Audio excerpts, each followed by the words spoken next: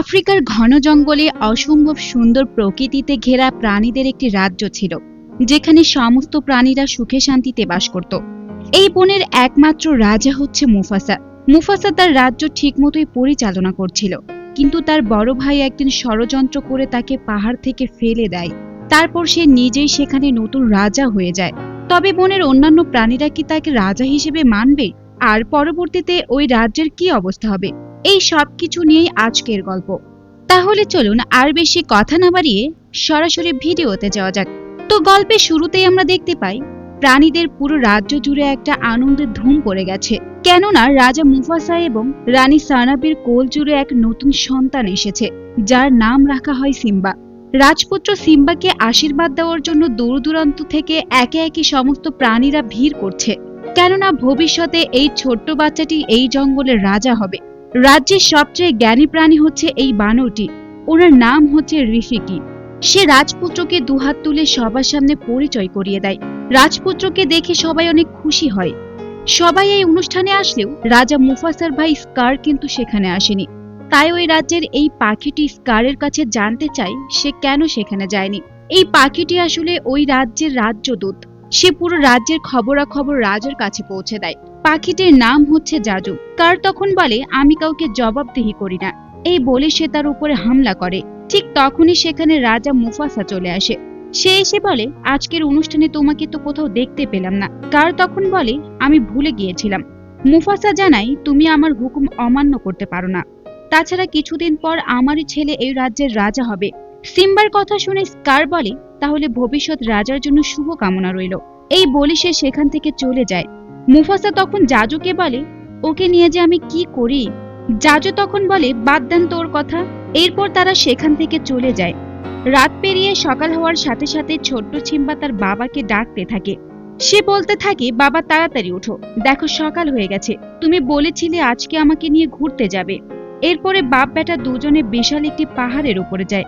সেখানে গিয়ে সে তার ছেলেকে বলে, দেখো বাবা, ওই যে অনেক দূরে যেখানে আলো ছড়িয়ে পড়েছে, ওই সবটা জায়গা হচ্ছে আমাদের। সিম্বা তখন বলে, বাবা, এই সবটা জুড়ে তোমার রাজ্য? মুফাসা তখন বলে, একদিন তুমিও এখানকার রাজা হবে। সূর্যের মতোই রাজারও উত্থান পতন হয়। যখন আমি থাকবো না, এখানকার সবকিছু তুমি শাসন করবে। ছোট্ট সিম্বা তখন বলে, একদিন এইসব কিছু আমার হবে। রাজা মুফাসা তখন বলে, না বাবা, এগুলো আমাদের কারুরই নয়, আমরা শুধু এই রাজ্যটাকে দেখাশোনা করি। সিম্বা তখন বলে, ওই পাহাড়ের পেছনে গাছের ছায়া পড়েছে, ওই সব জায়গায় আমি যেতে পারবো? তার বাবা তখন বলে, সব জায়গায় যেতে পারবে, তবে কখনোই ওই পাহাড়ের ছায়ার পেছনে ভুলেও যাবে না। হাঁটতে হাঁটতে তার বাবা তাকে বলতে থাকে, জঙ্গলের সবকিছুই একটা নিয়মের মধ্যে দিয়ে চলে, যেখানে আমরা সমস্ত প্রাণীরা একে অপরের সাথে মিলেমিশে থাকি, কেউই কখনো কারো ক্ষতি করি না। তারা বাপ বেটায় নানা ধরনের কথা বলতে থাকে। ঠিক তখন সেখানে জাজু চলে আসে। সে রাজাকে পুরো রাজ্যের খবর শোনাতে থাকে। তখন রাজা তার ছেলে সিম্বাকে বলে, চলো আমরা জাজুর সাথে একটু মজা করি। সিম্বা তখন জাজুকে ভয় দেখানোর জন্য তার উপরে হুটহাট আক্রমণ করে বসে। যাই হোক, এরপরে বাপ বেটা অনেক খুনসুটি করে। তবে কিছুক্ষণ পরে জাজু এসে রাজা মুফাসাকে খবর দেয়, হায়নার দলগুলো আমাদের রাজ্যে প্রবেশ করেছে, আপনি জলদি চলুন। রাজা মুফাসা জাজুকে বলে, তুমি তাহলে সিম্বাকে এখান থেকে নিয়ে যাও, আমি ওই দিকটা গিয়ে দেখে আসছি। সিম্বা তখন বলে, না বাবা, আমিও তোমার সাথে যাব। মুফাসা তখন বলে, ছোটদের ওখানে যেতে নেই বাবা। জাজু সিম্বাকে নিয়ে যাওয়ার সময় সিম্বা তখন একা একা বলতে থাকে, আমি ছোট নই, আমি বড় হয়ে গিয়েছি, আমি তোমার সাথে যেতে চাই। জাজু সিম্বাকে আরো কয়েকটি বাচ্চা সিংহের কাছে নিয়ে যায়। সিম্বা তখন ছোট্ট একটি পোকার পিছু করতে করতে পাহাড়ের এক কোনায় আসে। সেখানে সে তার চাচু স্কারকে দেখতে পায়। স্কার তখন বলে, শিকার করা ছোটদের কাজ নয়, বরং তুমি বাড়িতে ফিরে যাও। সিম্বা তখন বলে, না চাচু, আমি একদমই ছোট নই, তাছাড়া ভবিষ্যতে আমি এই জঙ্গলের রাজা হব। সিম্বা মজা করে তার চাচুকে বলে, যখন আমি রাজা হব তখন কি আমার হুকুম তোমাকেও মানতে হবে? স্কার তখন সিম্বাকে বলে, তোমার বাবা কি তোমাকে সমস্ত রাজ্যটা দেখিয়েছে? সিম্বা বলে, হ্যাঁ, তবে ওই দূরের পাহাড়ের ছায়ার দিকে যেতে বারণ করেছে। স্কার তখন বলে, হ্যাঁ, ওখানে বাচ্চারা যেতে পারে না, ওখানে হাতিদের কঙ্কালের পাহাড় রয়েছে, তুমি তো এখনো খুবই ছোট, তাই তুমিও সেখানে যেতে পারবে না। এসব বলে সে সিম্বাকে উস্কে দেয়। চাচু স্কারের কথায় তার ভেতরে একটা জিদ চেপে বসে। সে মনে মনে চিন্তা করে, যেভাবেই হোক আমি ওখানে যাবই। ওখান থেকে ফিরে এসে সে তার বান্ধবী নালাকে বলে, চলো আমরা সামনের দিঘি থেকে ঘুরে আসি। তখন সিম্বার মা বলে, তোমরা ঠিক দিঘি পর্যন্তই যাবে, কেমন? আর তোমাদের সাথে জাজুও থাকবে। তখন আস্তে আস্তে তারা এগোতে থাকে। নালা সিম্বাকে জিজ্ঞেস করে, তুমি আমাকে কোথায় নিয়ে যাচ্ছ বলো তো? সিম্বা বলে, আমরা ওই পাহাড়ের ছায়ার কাছে যাব, ওখানে নাকি হাতিদের কবরস্থান রয়েছে। নালা বলে, ওখানে যাওয়া কি আমাদের উচিত হবে? সিম্বা বলে, এত ভয় পাচ্ছ কেন তুমি? আমি তো তোমাকে অনেক জায়গায় ঘুরিয়েছি, তাই না? চলো আমার সাথে। তবে আমাদেরকে অবশ্যই জাজুর চোখ ফাঁকি দিয়ে যেতে হবে। তখনই জাজু তাদের সামনে চলে আসে, এসে জিজ্ঞেস করে, কি ভবিষ্যৎ রাজা রানী, কোথায় যাচ্ছ তোমরা? তখনই তারা দুজনে লজ্জায় বলে ওঠে, আমরা বিয়ে করব না, আমরা তো ভালো বন্ধু। তারপর তারা জাজুর চোখ ফাঁকি দেওয়ার জন্য এইদিক সেদিক দৌড়তে থাকে। দিঘির ওখানে অন্যান্য প্রাণীদের ভেতর দিয়ে জাজুর চোখ আড়াল করে তারা অন্য জায়গায় চলে যায়। কিছুক্ষণ পরেই তারা দুজন অদ্ভুত রকমের একটা জায়গা দেখতে পায়। একটু সামনে গিয়েই বিশাল একটি হাতির কঙ্কাল দেখে সিম্বা বলে, দেখো, এটাই সেই জায়গা। এখন কেউ আর আমাকে ছোট বলতে পারবে না। সিম্বা তখন একটু একটু করে সামনের দিকে এগিয়ে যায়। নালা তখন পেছন থেকে বলে, চলো এবার আমরা ফিরে যাই, যে কোনো সময় আমাদের বিপদ হতে পারে। কিন্তু সিম্বা সে কথা হেসে উড়িয়ে দেয়। কিছুক্ষণ পরেই সেখানে কয়েকটা হায়না চলে আসে। একটা হায়না তখন বলতে থাকে, বাহ, অনেকদিন ধরে মাংস খায় না, আর এইবার রাজপুত্রের মাংস খেয়ে ভীষণ মজা হবে। তখনই সেখানে জাজু চলে আসে, এসে বলে, দেখো, রাজা মুফাসার সাথে তোমরা পাঙ্গা নিও না। হায়নাটি বলে, হায়না এবং সিংহদের মাঝে শুরু থেকেই যুদ্ধ লেগে আছে, আজকে মুফাসার ছেলেকে খেয়ে বিশাল প্রতিশোধ নেব। এই কথা বলে তাদের উপরে হায়না আক্রমণ করে বসে। সিম্বা এবং নালা তখন ভয়ে এইদিক সেদিক দৌড়াতে থাকে। এক পর্যায়ে সমস্ত হায়নাগুলো তাদেরকে ঘিরে ফেলে। তবে কিছুক্ষণ পরেই সেখানে রাজা মুফাসা চলে আসে।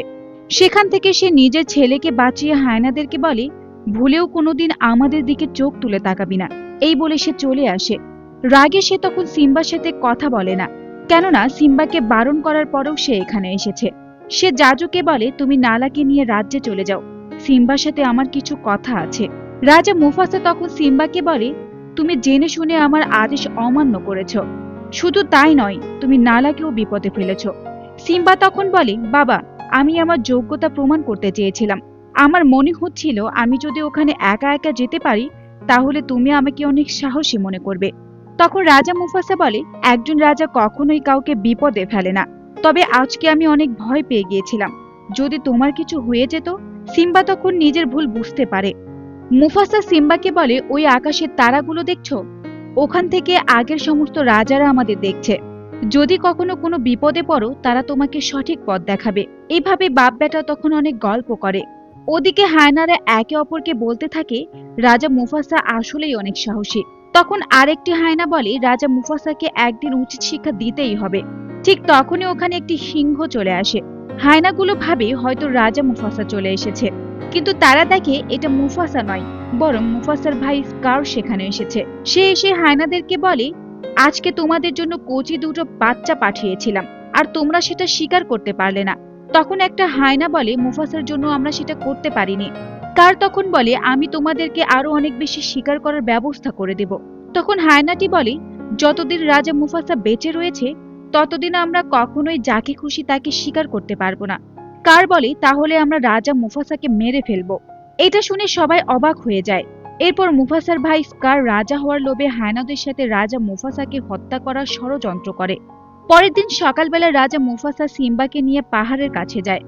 সিম্বার বাবা তাকে বলে, সিংহরা অনেক জোরে জোরে হুঙ্কার দেয়, এটার প্র্যাকটিস করতে থাকো।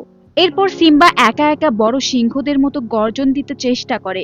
তবে কিছুক্ষণ পরে কিছু বন্য মহিষের দল ওই পথ দিয়ে দৌড়াতে শুরু করে। সিম্বা তখন ভয়ে নিজের জীবন বাঁচাতে এদিক সেদিক ছোটাছুটি করে। তবে ওই দিকে স্কার গিয়ে রাজা মুফাসাকে বলে, জলদি এসো, মহিষের দল সিম্বাকে আক্রমণ করেছে, দেরি করলে হয়তো আমরা ওকে বাঁচাতে পারবো না। সিম্বা নিজের জীবন বাঁচানোর জন্য একটা গাছের ডালের উপরে গুটিসুটি করে বসে থাকে। মুফাসা এসে সিম্বাকে ওখান থেকে বাঁচিয়ে একটি জায়গায় রেখে দেয়। তারপর সে পাহাড়ের ওপরে উঠতে শুরু করে। সেখানে গিয়ে সে দেখে স্কার দাঁড়িয়ে রয়েছে।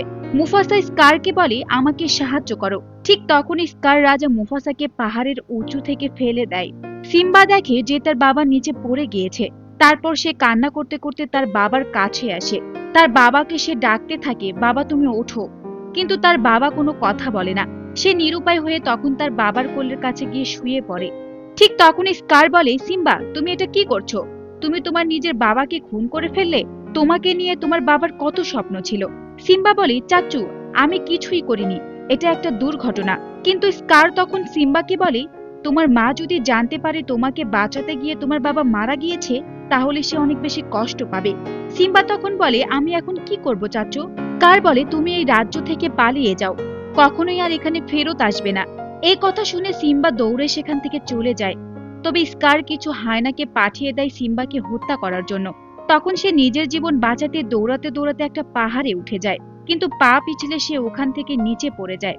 হায়নারা তখন বলে, যাক সিম্বার সেল খাতম, এখান থেকে পড়ে অবশ্যই সে মারা গিয়েছে। এই ভেবে তারা সেখান থেকে চলে যায়। কিন্তু সিম্বা একটি গাছের গোড়ায় চুপচাপ তখন লুকিয়েছিল। এরপর সে নিজের বাবার মৃত্যুর অপবাদ নিয়ে সবাইকে ছেড়ে অনেক দূরে চলে যায়। ওদিকে স্কার সবাইকে বলে, মুফাসা অনেক ভালো রাজা ছিল, আমার ভাইয়ের মৃত্যুতে আসলে আমি অনেক বেশি কষ্ট পেয়েছি, সেই সাথে সিম্বাও মারা গিয়েছে। এখন থেকে আমি এই রাজ্যের রাজা, তাছাড়া আমি এই রাজ্য একা সামাল দিতে পারবো না, সেই জন্য আমার কিছু সঙ্গীর প্রয়োজন। আজ থেকে এই হায়নাগুলো আমাকে সাহায্য করবে। তখন প্রাণী রাজ্য সবাই অবাক হয়ে যায়, কেননা হায়না হলো অন্যান্য প্রাণীদের শিকার করে খেয়ে ফেলতো। সিম্বা একাকী অনেক পথ পাড়ি দিয়ে ক্লান্ত হয়ে খোলা আকাশের নিচে শুয়ে পড়ে। ঠিক তখনই একদল শকুন মনে করে হয়তো সিম্বা মারা গিয়েছে, তাই তারা তার মাংস খাওয়ার জন্য প্রস্তুত হয়। ঠিক তখনই কোথা থেকে যেন দুটি প্রাণী চলে আসে, তারা শকুনের হাত থেকে সিম্বাকে বাঁচিয়ে নেয়। সিম্বা তখন তাদেরকে জিজ্ঞেস করে, তোমরা কারা? তখন তারা বলে, আমাদের নাম পুম্বা আর টিমন। যাই হোক, শকুনের হাত থেকে আমরা তোমাকে বাঁচিয়েছি। সিম্বা তখন মন খারাপ করে বলে, আমার আর বেঁচে থেকেই বা কি লাভ? পুম্বা আর টিমন তখন ভাবে, যদি আমাদের সাথে আমরা একটা সিংহ রাখতে পারি তাহলে অবশ্যই অনেক বেশি ভালো হবে। তাই তারা তখন গান গেয়ে সিম্বার মন ভালো করে দেয়। এরপর তারা দুজন মিলে সিম্বাকে তাদের রাজ্যে নিয়ে আসে। প্রাণীদের এই রাজ্যটাও অনেক বেশি সুন্দর ছিল, তবে এখানে কেউ কাউকে শিকার করত না, সবাই পোকামাকড় খেয়ে জীবন যাপন করত। তারা দুজন তখন সিম্বাকে বলে, এখানে থাকতে হলো কোনো প্রাণীকে হত্যা করা যাবে না, সবার সাথে মিলেমিশে থাকতে হবে। সিম্বা তখন নিরুপায় হয়ে সেখানে পোকামাকড় খাওয়া শিখে নেয়। এখানেই সিম্বা নতুন প্রাণীদের সাথে নিজেকে খাপ খাইয়ে নিয়েছিল।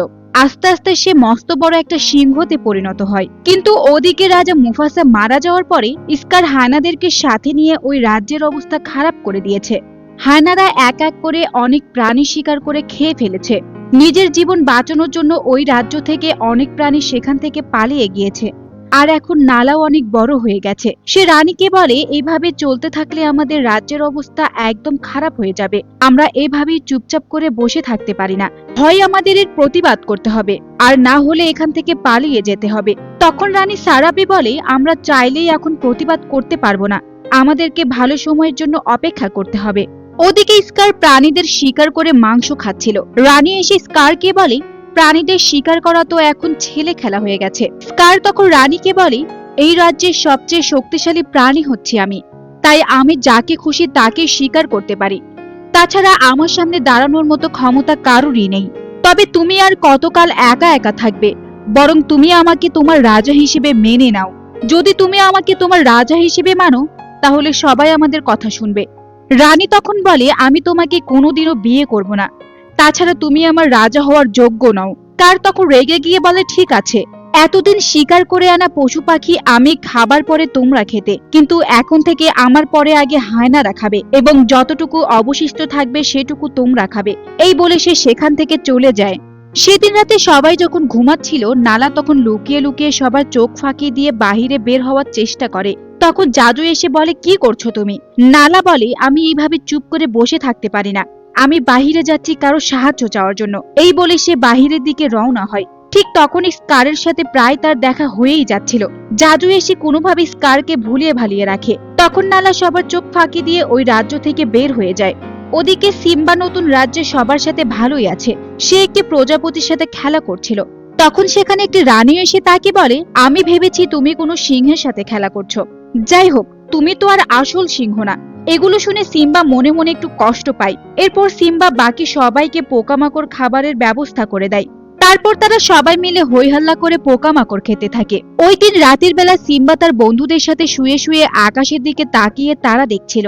কিছুক্ষণ পর তার বাবার কথা মনে করে সে মন খারাপ করে আকাশের দিকে তাকিয়ে থাকে। তখনই তার শরীর থেকে একগুচ্ছ চুল পড়ে যায়।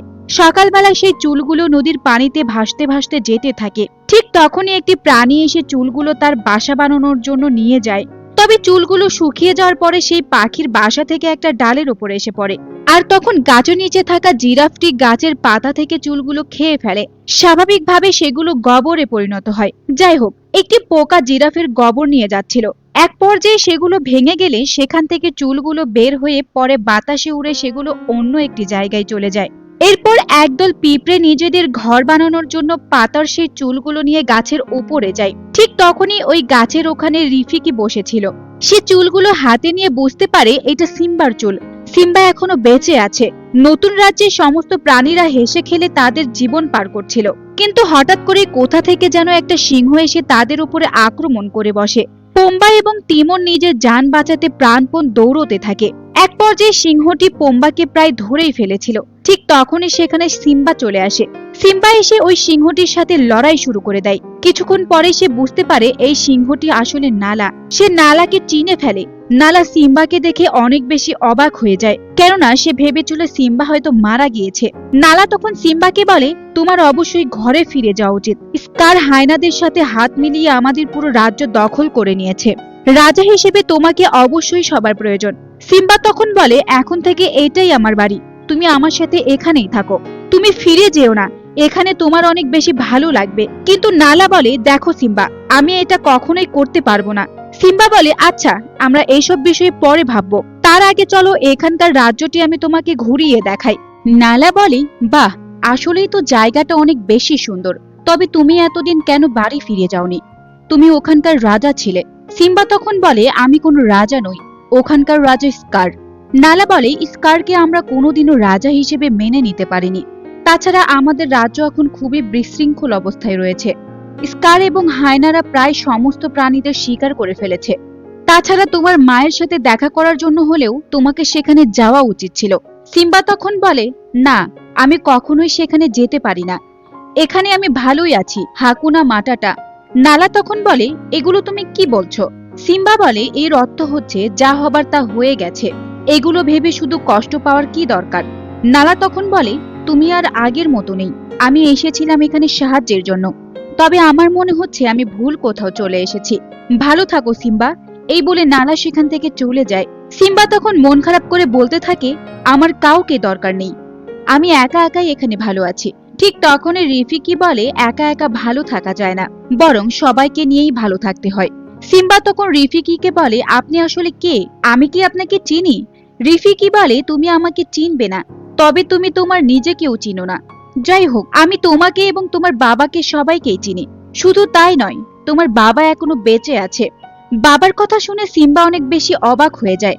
রিফিকি তখন বলে, তুমি কি তোমার বাবাকে দেখতে চাও? তাহলে এসো আমার সাথে।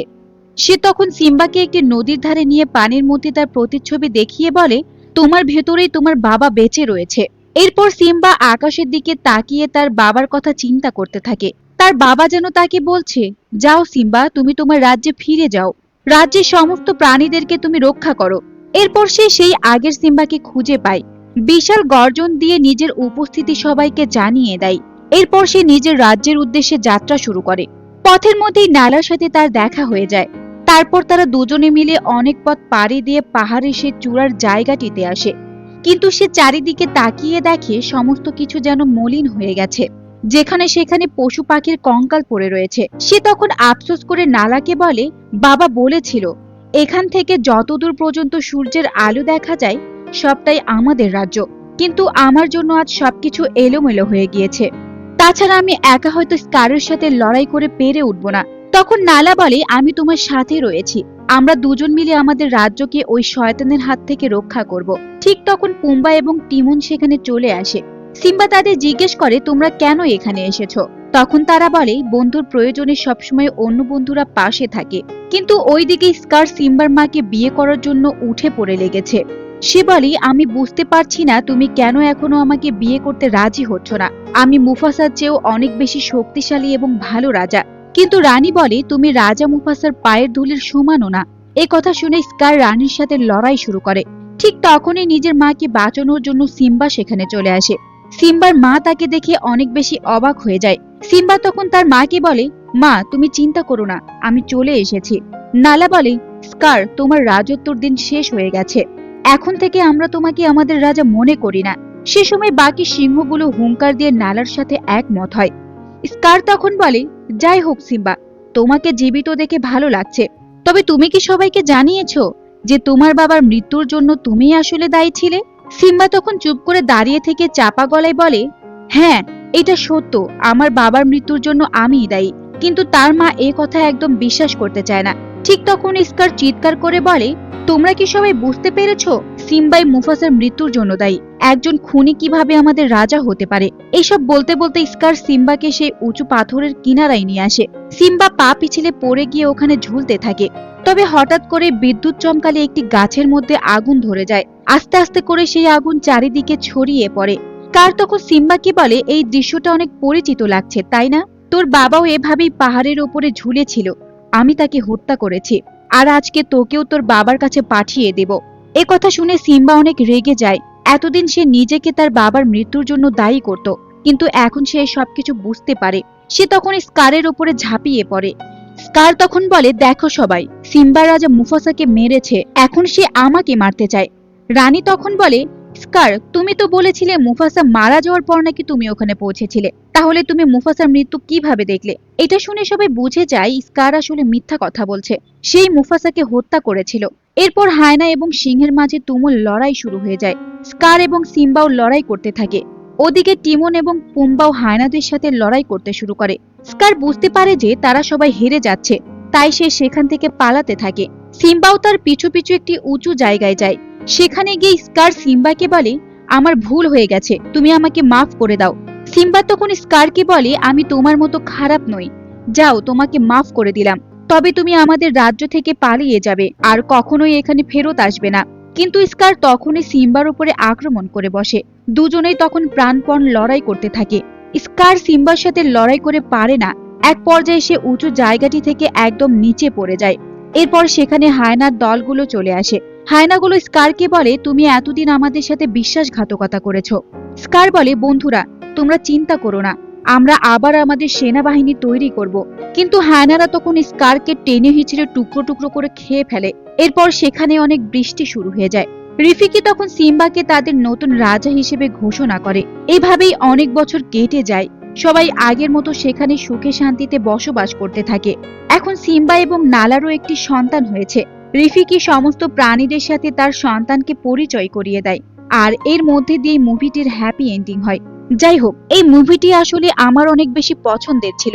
আশা করি আপনাদেরও ভালো লেগেছে। তো ভিডিওটি আপনাদের কেমন লেগেছে তা কমেন্টে অবশ্যই জানাবেন। আর ভিডিওটি যদি ভালো লেগে থাকে তাহলে চ্যানেলটিকে সাবস্ক্রাইব করে দিয়ে আমাদের পাশে অবশ্যই থাকবেন।